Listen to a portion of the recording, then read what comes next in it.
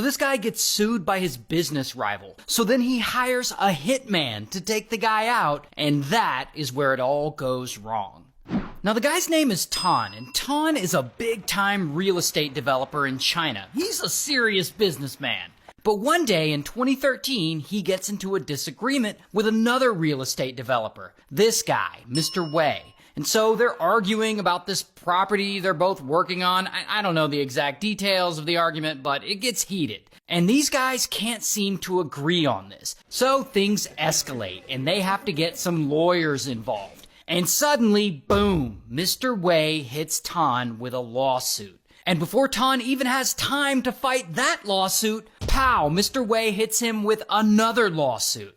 Now, obviously, one lawsuit is bad for business, but two lawsuits? That just feels personal. But more importantly, Tan is worried that these lawsuits are going to have a negative effect on the financial side of this development. And this is where it gets crazy, because at this point, Tan could chill and let his lawyers handle all this, but that's not what he's gonna do. He is too pissed off. Instead, he comes up with a much different plan. He's gonna hire a hitman to take Mr. Wei out and get rid of him for good. And so Tan asks around about finding a hitman. I assume he asks around. I'm not sure how else people find a hitman. But however he does it, he eventually finds one. This guy, who we'll just call Hitman 1. And so Tan reaches out to Hitman 1 and he offers him 2 million Chinese yuan to assassinate Mr. Wei, or about 282,000 US dollars. And Hitman 1 is like, alright. But here's the thing though. I guess Hitman 1 doesn't really want to do this job. He just wants to make some money. But he's got to make his client happy. And that is when he gets what he believes is a brilliant idea. He'll just hire a different guy to do it. And so he himself starts looking for a hitman to finish this job. And he looks and he eventually finds one. This guy, who we'll call Hitman 2. And so Hitman 1 hires Hitman 2 to assassinate Mr. Wei. But instead of paying him $282,000, he only offers him about 140,000 US dollars. And he pockets the rest for himself. And so this assassin just subcontracted the job to another assassin. But whatever, Hitman 2 agrees to do it. He takes the job. Okay, but here's where it gets really weird. I guess Hitman 2 also really doesn't want to do the job. And so he gets what he believes is a brilliant original idea. He'll just hire a different guy to do it. And so he reaches out to another assassin for hire, a guy we'll call Hitman 3. And so Hitman 2 hires Hitman 3 to do the job. But instead of paying him the $140,000 he was paid, he only offers him $71,000, and he pockets the rest for himself. And of course, Tan, the original guy who wants Mr. Wei dead, he has no idea this murder-for-hire job is being subcontracted out. He still thinks Hitman 1 is gonna do it. Regardless, Hitman 3 has now taken over the job.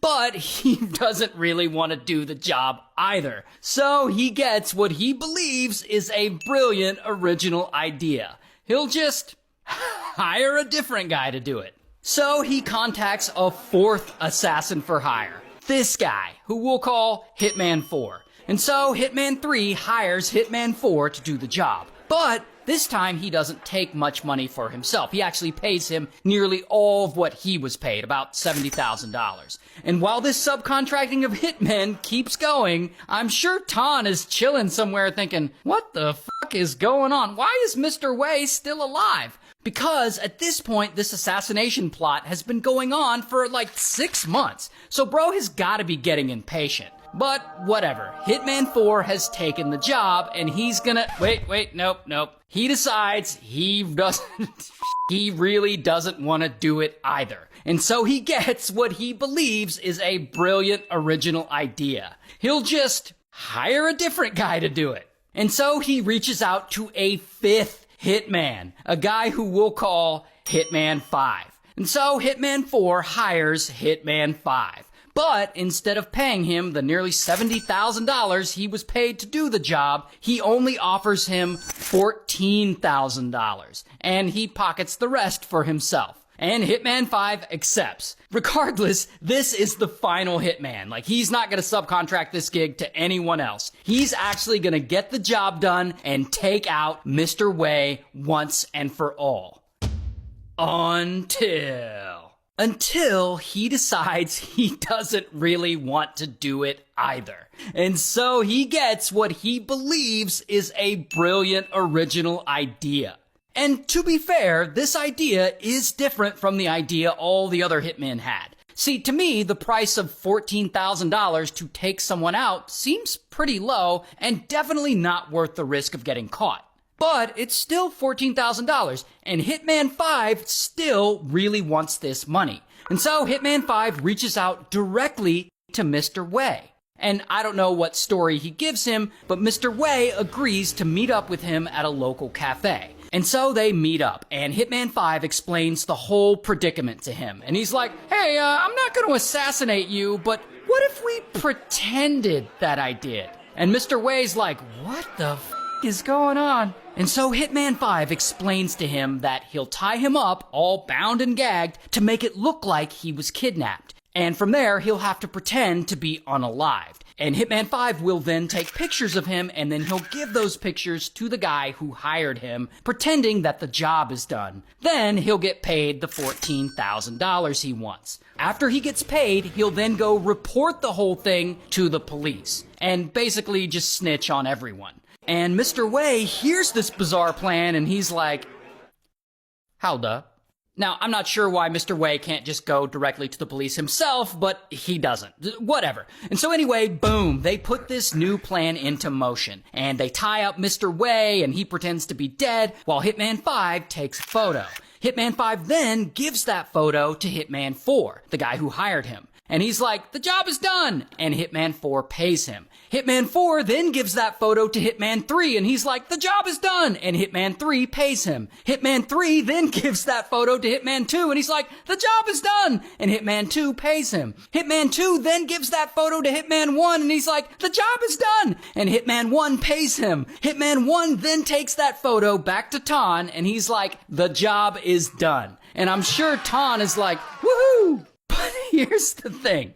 Hitman 5 doesn't actually go and report all this to the police and snitch on everyone like he promised he would. I'm assuming that's because it would then implicate him and he doesn't want to get in trouble. I guess you can't really trust a hitman these days. But Mr. Wei, I guess he finally realizes that he can just go to the police himself, which he could have done all along. And so he goes to the local police and he tells them all about this attempted murder plot against him. And so police start investigating. And pretty quickly, they follow the trail of each hitman and they work their way backwards until they get to the original mastermind of this murder plot, Tan. And so, bam, police go and they arrest Tan. Also, bam, they arrest all 5 hitmen. And I don't have a mugshot. They don't really release mugshots in China, but I do have a photo of all 5 of them in custody. 1, 2, 3, 4, and 5. And eventually, they all get convicted, and Tan gets 5 years in prison, while the others receive prison sentences between 2 to 4 years.